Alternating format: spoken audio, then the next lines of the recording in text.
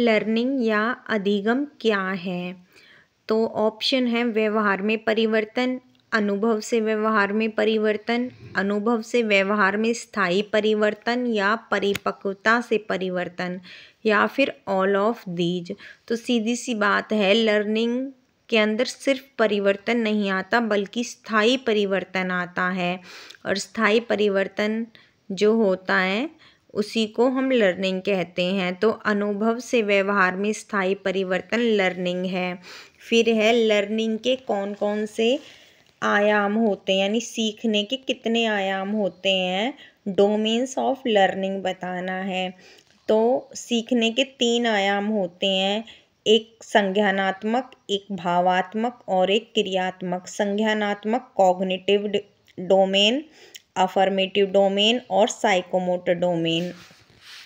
तो यहाँ पे जो कॉग्निटिव है उसके अंदर ज्ञान, चिंतन, कौशल, सोचना, स्मृति, तर्क करना, चेतना, यानी जो भी दिमाग से काम हो रहे हैं, मतलब ज्ञान से रिलेटेड, वो सारे कॉग्निटिव या संज्ञानात्मक के अंदर आते हैं, ब्रेन से रिलेटेड। भावात्मक के अंदर दिल से जुड़ी जो बातें होती हैं, जैसे प्रेम है, घृणा है, और जैसे कि आदर्श है, आपका चरित्र, नैतिकता, ये सारे भावात्मक के अंदर आते हैं। और साइकोमोटर या क्रियात्मकता के अंदर जो फिजिकल एक्टिविटी है, जैसे हंसना, रोना, चलना, ये सारे। तो जो साइकोमोटर है उसको हम 2 पार्ट्स में डिवाइड करते हैं। जो साइकोमोटर स्किल्स होती हैं वो एक ग्रोस मोटर स्किल होती है और एक फाइन मोटर स्किल होती है। तो ग्रोस मोटर स्किल के अंदर क्या है, ग्रोस मोटर स्किल जिसमें हमें ज़्यादा एफर्ट्स करने पड़ते हैं, जैसे जंपिंग है और जैसे डांसिंग है, तो ये ग्रोस मोटर स्किल्स के अंदर आते हैं। साइकिलिंग है, लेकिन फाइन मोटर स्किल्स के अंदर जो बहुत बारीकी की एक्टिविटी होती हैं वो फाइन मोटर स्किल्स के अंदर आती हैं। जैसे हमें क्या करना है, सुई के अंदर धागा डालना है या हमें लिखना है, और जितने भी जो ये होते हैं, जैसे कि सौंदर्यात्मक स्किल्स होती हैं, जैसे कि आईलाइनर लगाना, लिपस्टिक लगाना, तो ये क्या है, बहुत बारीकी के काम होते हैं। इधर उधर बिखर गया तो सारा मेकअप ख़राब हो जाता है। तो ये सारे क्या हैं, फाइन मोटर स्किल के अंदर ही आते हैं। या जैसे आप कोई ड्राइंग बना रहे हैं तो उसके अंदर आपको बहुत ध्यान से अपनी उंगलियां चलानी पड़ती हैं, तो सारा फाइन मोटर स्किल के अंदर आता है। ट्रांसफ़र ऑफ लर्निंग यानी अधिगम का स्थानांतरण। स्थानांतरण का मतलब क्या होता है, एक जगह से दूसरी जगह जाना। तो अधिगम का क्या मतलब है कि जो चीज़ हमने सीखी उसको एक जगह से दूसरी जगह तक ले जाना। तो ट्रांसफ़र ऑफ लर्निंग क्या होती है कि जो चीज़ हमने सीखी है उसका ज्ञान दूसरी स्थिति में प्रयोग होता है, उसको ट्रांसफ़र ऑफ लर्निंग कहते हैं। तो ट्रांसफ़र ऑफ लर्निंग 3 तरीके का होता है, एक पॉजिटिव ट्रांसफ़र ऑफ लर्निंग, एक नेगेटिव और एक जीरो। यानी पॉजिटिव को हम सकारात्मक या धनात्मक भी कह सकते हैं, नेगेटिव को ऋणात्मक या नकारात्मक, और जीरो को हम शून्य कहते हैं।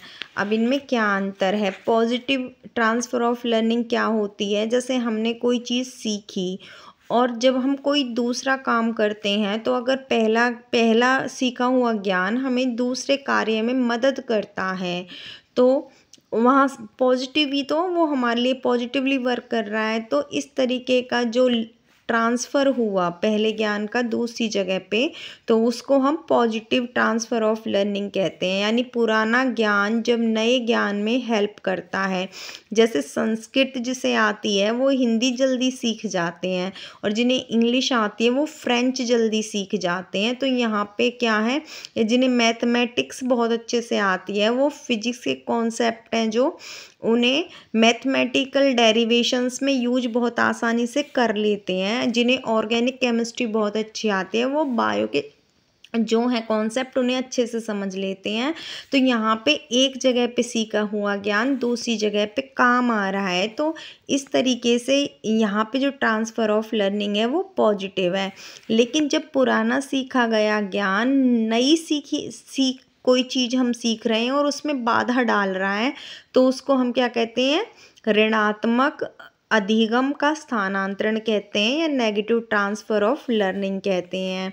जैसे कश्ती चलाने वाले को गाड़ी चलाने में थोड़ी बाधा आएगी, क्योंकि कश्ती चलाने का तरीका बिल्कुल अलग है। उसमें हाथों से क्या होता है, हाथों का भी यूज होता है, पैरों का भी होता है, लेकिन एक अलग ढंग से होता है, जबकि गाड़ी चलाने में एक अलग अलग ढंग से यूज होता है। तो जिसने कम से कम 20-25 साल अगर कश्ती को उसने खींचा है, तो उसको एकदम से गाड़ी चलाएगा, क्योंकि उसकी जो हैबिट है वो उस तरीके से बनी हुई है, तो उसे थोड़ा सा क्या होगी, बाधा आएगी।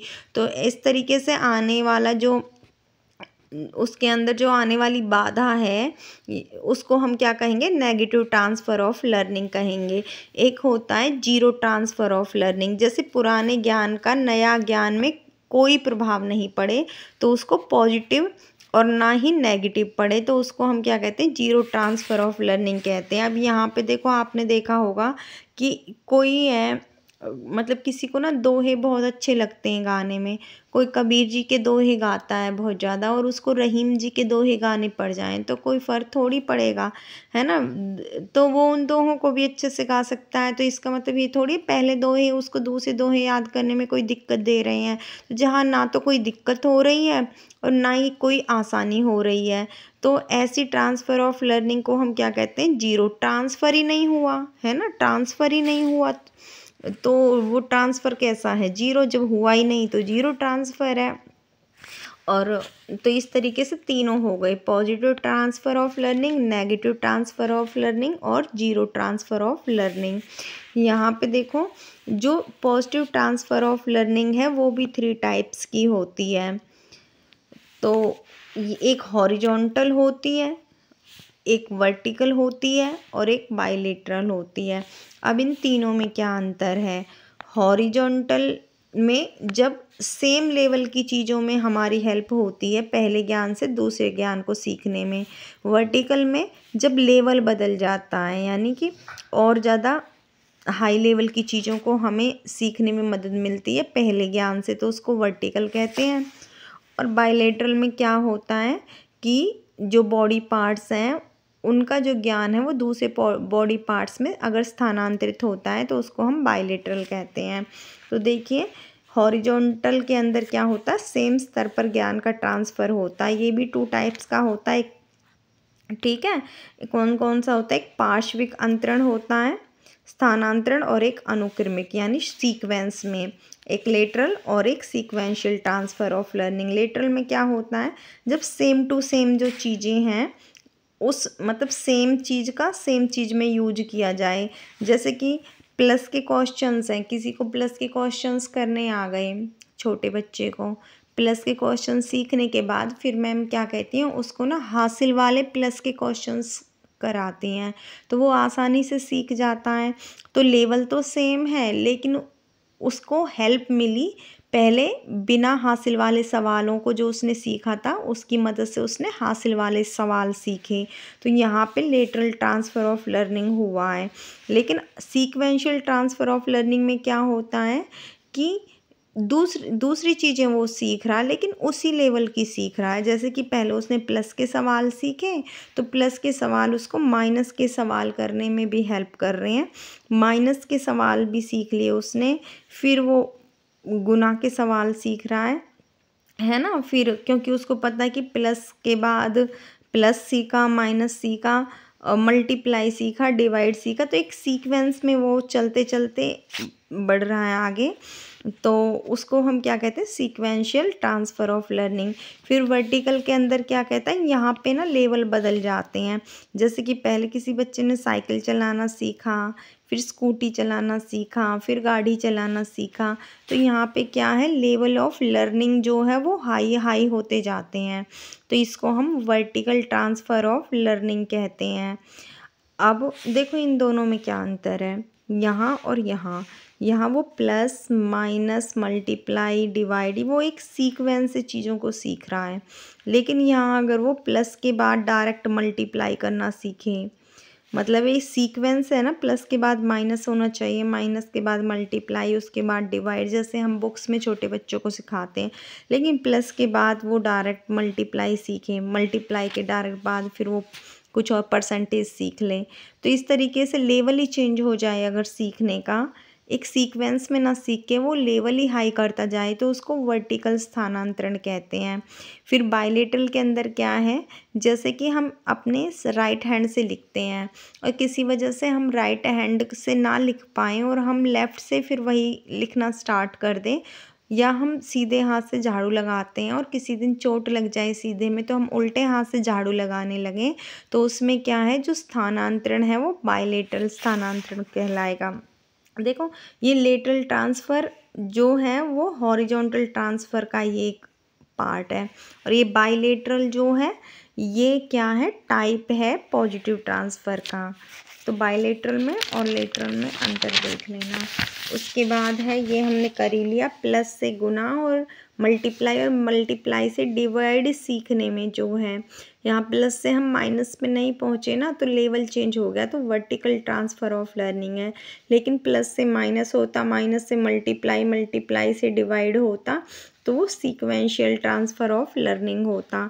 फिर है शुंक ने जो ट्रांसफ़र ऑफ लर्निंग के कितने प्रकार बताए थे, तो 4 प्रकार बताए थे। एक नियर ट्रांसफ़र, एक फार ट्रांसफ़र, एक लो रोड ट्रांसफ़र और एक high road transfer of learning. यहाँ पे जो लो रोड ट्रांसफ़र ऑफ लर्निंग होती है इसको रिफ्लेक्सिव ट्रांसफ़र भी कहते हैं, और जो high road transfer of learning होती है इसको माइंडफुल ट्रांसफ़र ऑफ लर्निंग भी कहते हैं। नियर ट्रांसफ़र के अंदर ना सेम कॉन्टेक्स्ट के अंदर चीज़ें अगर दूसरी जगह भी सेम कॉन्टेक्स्ट में यूज की जा रही हैं तो उसको नियर ट्रांसफ़र कहते हैं। फार ट्रांसफ़र में जब कॉन्टेक्स्ट एकदम से ही चेंज कर दें, डिफरेंट कॉन्टेक्स्ट में एक कॉन्टेक्स्ट की चीज़ों को यूज करें तो वहाँ पे फार ट्रांसफ़र है।